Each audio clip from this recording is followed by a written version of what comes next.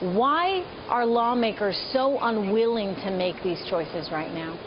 We have been conditioned in our educational system and our financial system by the economists to expect certain things from government, which I think are too excessive. There's a certain segment in our society that think that we should be the policemen of the world and be involved around the world, and nobody wants to talk about that. Spend $1 trillion on adventurism around the world and no cuts, and even the cuts that are so-called proposed either in the military or domestic are only tinkering around the edges, cutting a little bit of the proposed increases.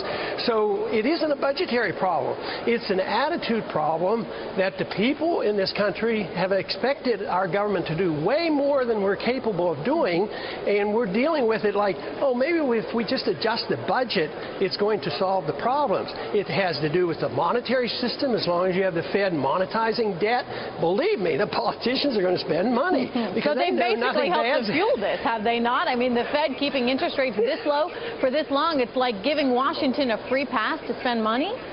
Yeah, well, it's mutual. The Fed says to the Congress, don't spend so much money, but the Fed keeps monetizing the debt, and the Congress keeps getting reelected. You know who won the election? The status quo won the election. You know, everything stays the same because the elected officials take care of their constituents. But I don't think it's going to end. That's why I'm saying that I don't expect them to come up with a sensible solution. We're going to do it until it becomes so desperate that we will be forced to do it. We'll have no other choice, but we're not quite there yet. Well, what do you consider a sensible solution? Well, my sensible solution is following the Constitution and only doing the things authorized in Article 1, Section 8, stop fighting wars that are undeclared, defend our country, have a gold standard, sound monetary system, and start weaning ourselves off the perpetually increasing welfare state. And that's all we have to do. It's a simple little trick.